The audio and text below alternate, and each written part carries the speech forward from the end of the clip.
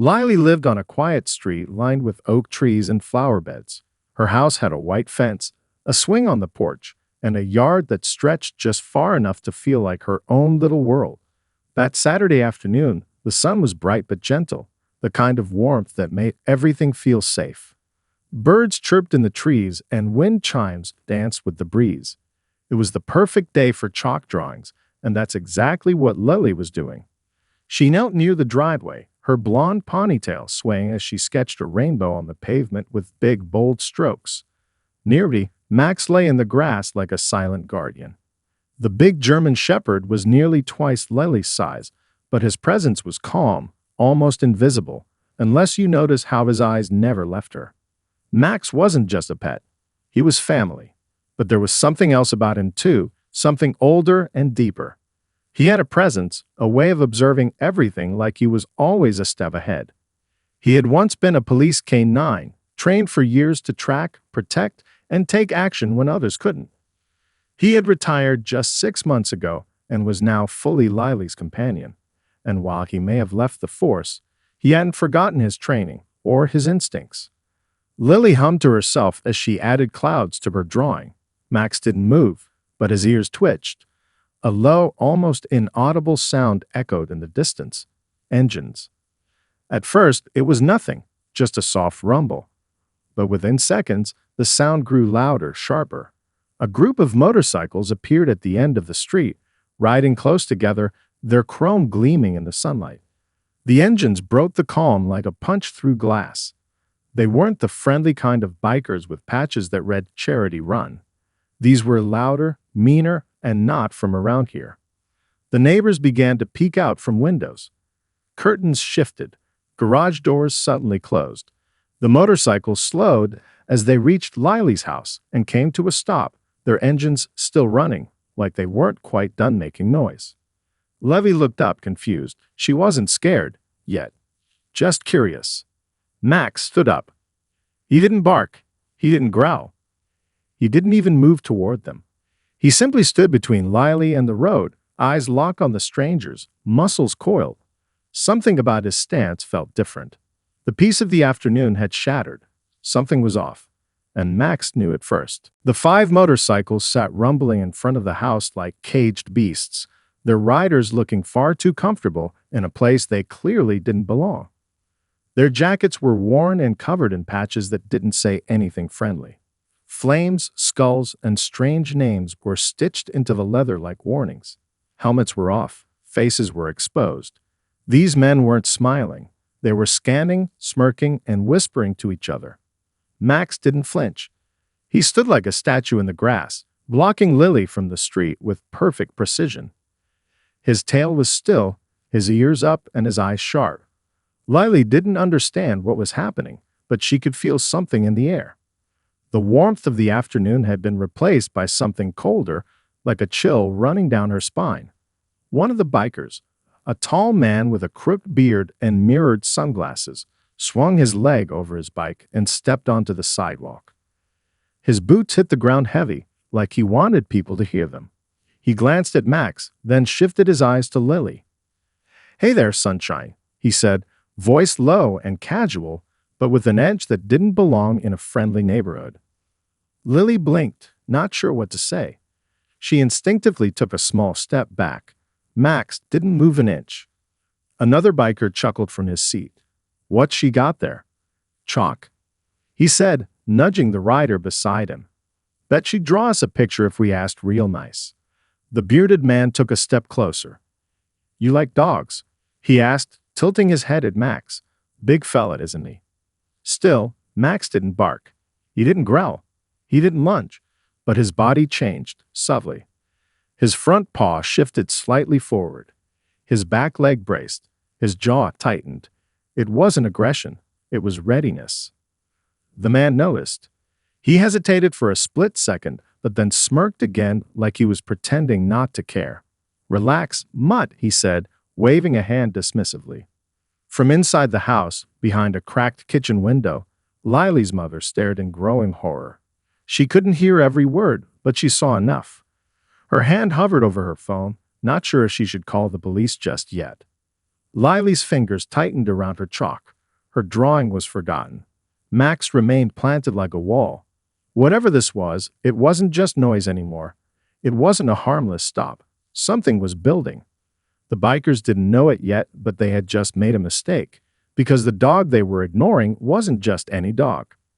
He was a retired officer, and he had already decided no one would touch that little girl. By the time Lily burst into town square, she was out of breath, her cheeks flushed from the cold and the run. She didn't care that people were staring. She didn't even care that she was late for school.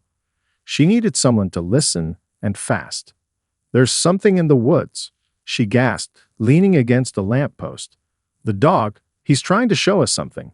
I saw him digging. It's like he's trying to uncover it." At first, people shook their heads. Some smiled politely, thinking it was just another teenage story. But as Lily spoke, her urgency became contagious. Within minutes, a small crowd gathered. Mr. Connors from the hardware store, Mrs. Delaney from the bakery, Officer Reese from the local police station, all drawn by the strange tale of a stray dog and a mysterious patch of forest. The dog appeared moments later, as if he had been listening all along. His tail wagged slowly when he saw Lily, and he trotted up beside her, giving a soft bark of encouragement. His presence, thin and dirty but full of purpose, convinced the doubters faster than any words could. "We should go see," Officer Reese said finally, adjusting his hat. "If the dog's this determined, maybe there's something we're meant to find." Word spread like fire on dry grass. More townspeople arrived, clutching flashlights, shovels, and curious expressions. Some wore thick jackets and boots. Others still had aprons or work gloves on, coming straight from their shops and homes. Even Mayor Holland showed up, pulling a scarf tightly around her neck against the chill. Together, they followed Lily and the dog into the woods. It wasn't an easy walk. The trail was narrow, the branches grabbed at coats and hats, and the thick fog made everything look the same. Yet the dog led them with certainty, weaving through trees like he had walked this path 1,000 times. When they reached the spot, the group hesitated. The ground didn't look like anything special, just a mess of vines, fallen leaves, and damp soil. But the dog immediately began to dig again, his paws working furiously, sending clumps of earth into the air. After a moment, Tyler, the boy who had first noticed the dog the day before, stepped forward with a small shovel. "I'll help him," he said. One by one, others joined in. The woods filled with the sound of shovels biting into the ground, of breaths puffing in the cold air, of the earth slowly giving up its secrets. None of them knew exactly what they were looking for. But every single person could feel it. Something was waiting just beneath the surface. The bearded biker's smirk was gone now. His shoulders shifted uneasily as he took another glance at the collar tack. A retired K-9 wasn't something to take lightly. Even off-duty, even years after service, dogs like Max weren't just pets. They were warriors with a switch that flipped the moment danger appeared. Max's body lowered ever so slightly, his front paw pressing into the grass. His ears tilted forward, locked on the man. His eyes never moved. Every fiber of his body was focused on one thing: protecting Lily. The biker's voice cracked slightly as he tried to sound casual. All right. Take it easy, dog. I'm not looking for trouble." But Max didn't believe him. His instincts, sharp as ever, picked up everything: the false tone, the twitch in the man's hand, the subtle shift in his weight. He wasn't backing off yet. Not truly.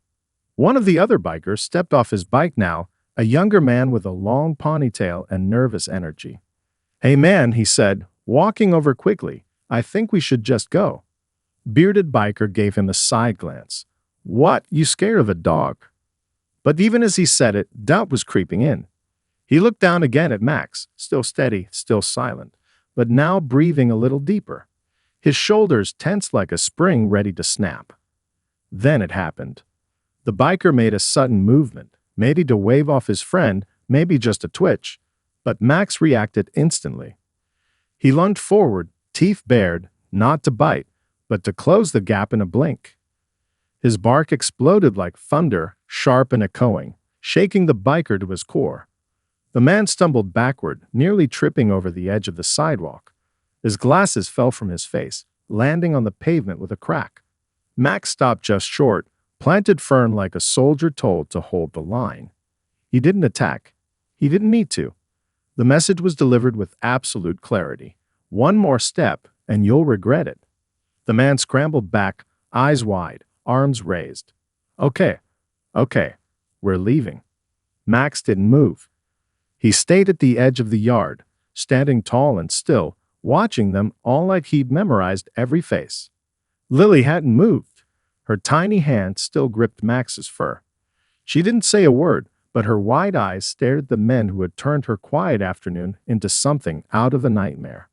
And Max, the protector, the guardian, the retired K9, wasn't going to let anyone get close to her again. The bearded biker took 2 large steps back, his hands still raised in surrender.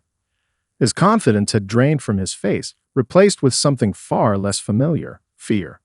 Not the dramatic kind, but the quiet, serious kind that settles in when a person finally realizes they've gone too far. Max remained completely still, yet every muscle in his body radiated warning. His bark had shattered whatever bravado the bikers had carried into the neighborhood. Now the rest of them were shifting nervously on their bikes, uncertain of what to do next. "Dude," one of the bikers whispered, "that dog's not messing around." Another one leaned in and muttered, "He's got that look. That cop dog stare." They all looked again at the silver tag dangling from Max's thick collar. It glinted in the sunlight like a badge. Retired K9 unit. Handler. State. D. Lawson. Trained for protection. Do not engage. The youngest biker, who had tried to stop the confrontation earlier, shook his head. "We're done here," he said quickly. "Let's go." But the bearded man was still stuck in place, staring at Max like he was trying to process what had just happened. He had never been barked at like that. It hadn't been noise. It had been a command. Not from a pet. Not from a house dog. But from something that once answered to officers in life or death moments.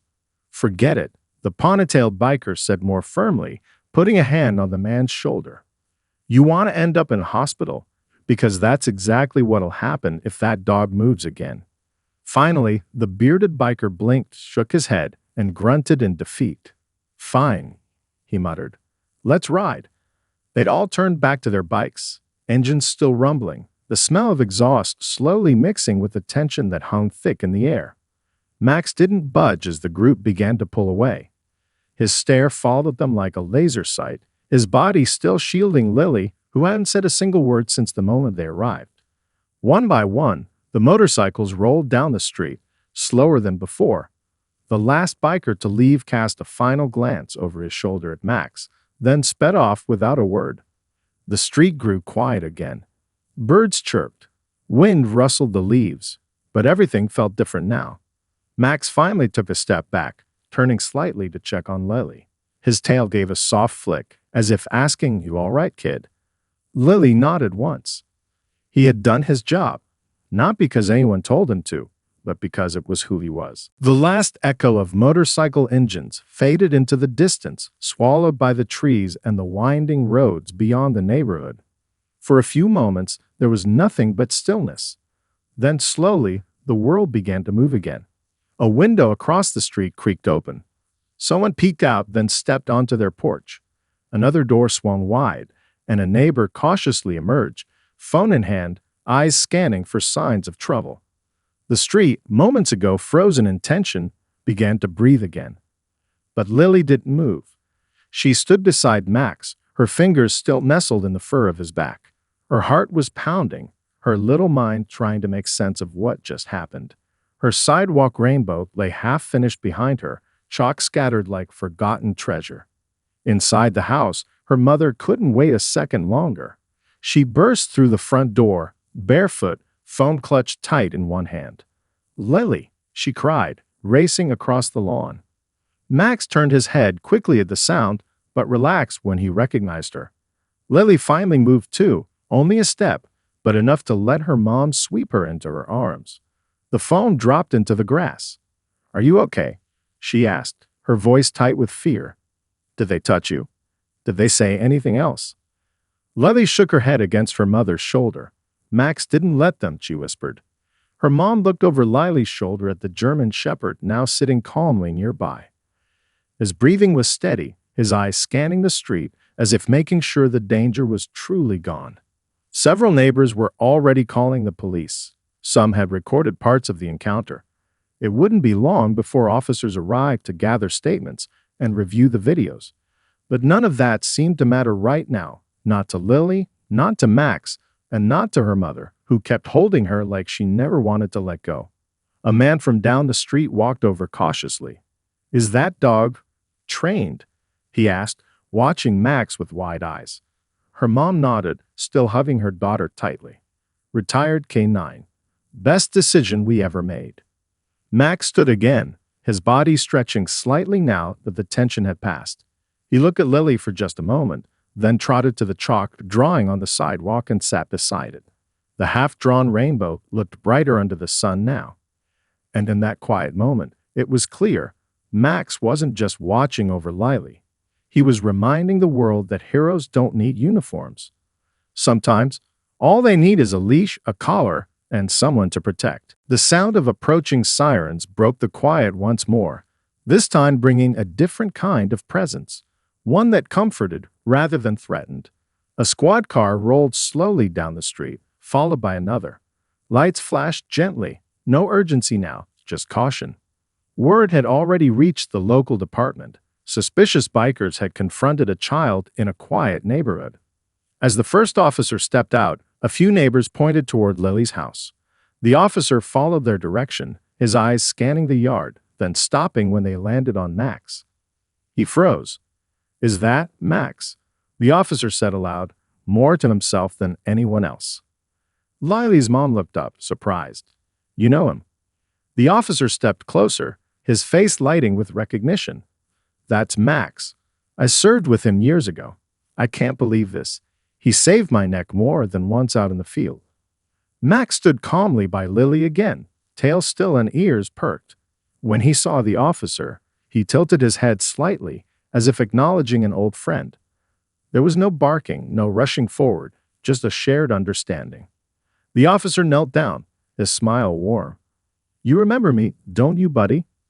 Max stepped closer, sniffed the officer's hand, then gave the faintest wag of his tail. Lily looked up curiously. "You knew Max when he was working?" "I did," the officer said, turning toward her. "He was one of the best. Brave, smart, fearless. We were lucky to have him." Lily's mom looked emotional now, her hand resting on Max's back. "He's ours now. We adopted him after he retired. He's part of our family." "You couldn't have picked a better guardian," the officer replied. Then he turned to his partner and nodded. "Get the footage from the neighbors. We'll run those bikers through the system." As the officers spoke with residents and gathered evidence, Lily finally sat down beside Max again. She placed a hand on his side and leaned against him gently. "You were a hero before," she asked him softly. "I didn't know that." Max simply looked ahead, tongue lolling slightly in the heat, eyes calm and alert. He didn't need to answer. Everything he'd done that afternoon spoke for itself. The officer approached Lily once more. "You know, you're pretty lucky. Not every kid has a bodyguard who used to take down bad guys for a living." Lily grinned. "I know. He's the best." And Max, silent and steady as ever, stayed right where he was, watching, listening, protecting. By the time the sun dipped lower in the sky, casting a golden hue across the neighborhood, things had mostly returned to normal. Police cars were gone. The bikers, already identified and reported, would be dealt with soon enough. Neighbors had returned to their routines, watering plants, tending gardens, and watching their children play with a little more caution than before. But in one front yard, things had changed forever. Max lay comfortably in the grass, stretched out beside Lily as she finished the rainbow she had started earlier that day. The colors were bright now, red, orange, yellow, green, and blue, each one etched with more care than before. Every line held meaning. Every color, a layer of calm returned. Lily's mom sat on the porch step, coffee in hand, eyes never far from the pair. For all the fear she'd felt earlier, there was peace now. not just because the danger had passed, but because of the dog who never left her daughter's side. Lily finished the final arch of purple and sat back, admiring her work. She looked at Max, who rested his head on his front paws and gave her a soft tail wag. She giggled and leaned over to scratch his ears. "You didn't even bark until it really mattered," she said in a quiet voice. "How'd you know they were bad guys?" Max didn't answer, of course. He just closed his eyes for a moment, enjoying the breeze and the sound of Lily's voice. Her mom finally stood and walked over. She knelt beside them, placing a gentle hand on Max's side. "He just knows, sweetheart. Dogs like Max, they don't guess. They protect because it's in their heart." Lily looked up. "Is he a hero?" Her mom smiled. "Absolutely." Later that evening, Lily brought out a small, shiny sticker from her arts and crafts box. She pressed it carefully onto Max's collar, right beside the silver K9 tag. It was shaped like a star, and in the middle, written in her careful handwriting, were 3 words: "My best friend." Max gave a single soft bark, as if to acknowledge the new title. From that day on, no one looked at Max the same. He wasn't just the family dog. He was the quiet protector, the silent shadow that watched over their home. And though his police days were behind him, one thing was certain. Max had never stopped being a hero. He had simply found a new mission, guarding the most precious thing in his world. And he would never let anything happen to her.